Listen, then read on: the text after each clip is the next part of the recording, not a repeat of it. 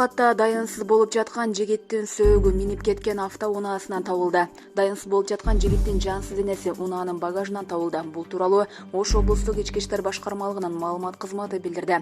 2021-жылдын 23 май күнү Ноокат районунун Алашан айылынын тургуну 1983-жылы туулган С.И. Ноокат райондук ички иштер бөлүмүнө иниси 2000-жылы туулган Б. уулу А. 2021-жылдын 21 май күн чамасында Деул-Осет үлгүсүндөгү автоунаасын үйүнөн айдап чыгып кеткен боюнча дайынсыз болуп жаткандыгын билдирип, арыз менен кайрылган.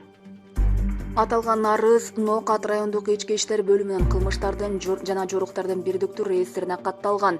Б. уулу Аны табуу үчүн Ноокат райондук ички иштер бөлүмүнүн ыкчам тергөө тобу криминалдык милиция кызматынын Көк Жар айылдык милиция бөлүмчөсүнүн өздүк курамы тарабынан ыкчам иликтөө иштеринин жүрүшүндө 2021-жылдын 23 май күнү дайынсыз жоголгон Б. уулу Анын Деул-Осетте автоунаасы Ноокат районунун Көк Жар айылында жайгашкан АК-УК чайканасынын короосунда токтоп турган жеринен табылган. Аталган автоунаага Ноокат райондук ички иштер бөлүмүнүн ыкчам тергөө тобу тарабынан кароо жүргүзүү учурунда автоунаанын арткы багажынан дайынсыз жоголгон Б. уулу Анын жансыз денеси табылган. Жансыз денеге сырттан кароо жүргүзгөн учурда күч колдонуп өлтүрүлгөндүгү белгилүү болгон. Б. уулу Анын өлүмүнүн себебин аныктоо үчүн тергөө иштеринин негизинде тийиштүү экспертизалар дайындалган. Тергөө учурунда маркумдун өлүмүнө себепкер болгон кылмышкерлерди аныктоо жана кылмыштын бетин ачууга багытталган бир катар тергөө тапшырмаларынын негизинде Ноокат райондук ички иштер бөлүмүнүн криминалдык милиция кызматынын ыкчам өкүлдөрү жана Көк Жар аймактык милиция бөлүмүнүн кызматкерлери тарабынан кылмышка шектүүлөрдүн изине түшүп, милиция кызматкерлери тарабынан Көк Жар айылынын тургундары 20 жаштагы Т.Ж. жана 17 жаштагы Т.А. кармалышып тергөө кызматына камсыздалган. Булак Эркиндик медиа. Марипов кыргыз-тажик чек-арасында кыймыл толук токтоду. Министрлер кабинетинин төрагасы Улукбек Марипов олуттуу маселелер чечилмейинче кыргыз-тажик чек-арасындагы кыймылды толук токтотуу тууралуу чечим кабыл алынганын билдирди. Бул тууралуу ал Фейсбуктагы баракчасына жазды. Чек-ара маселесин чечүү үчүн күч-аракеттер жумшалууда.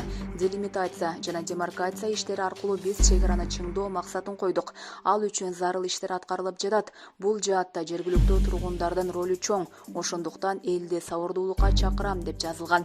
Быйыл 28-29-30 апрелдеги жана 1-майдагы кыргыз-тажик чек-арасындагы куралдуу жаңжалда 36 кыргызстандык, 19 тажикстандык каза болгон. Эки өлкө бири-бирин айыптап кылмыш ишин козгоду. Булак Азаттык. Кытайда марафондун 21 катышуучусу тоңуп өлдү. Өткөн ишемби күнү адамдар ультрамарафонго чуркаган трассада аба ырайы кескин бузулуп, 21 адам сууктан каза болду.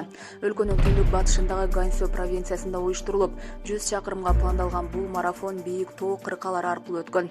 Башында аба ырайы ачык болуп, марафонго чуркагандар жеңил-желпи кийинишкен жана алардын жанында жылуу кийимдери болгон эмес. 2 сааттан кийин тоодо аба ырайы кескин бузулуп, катуу шамал башталып, жамгыр төгүп карга айланган.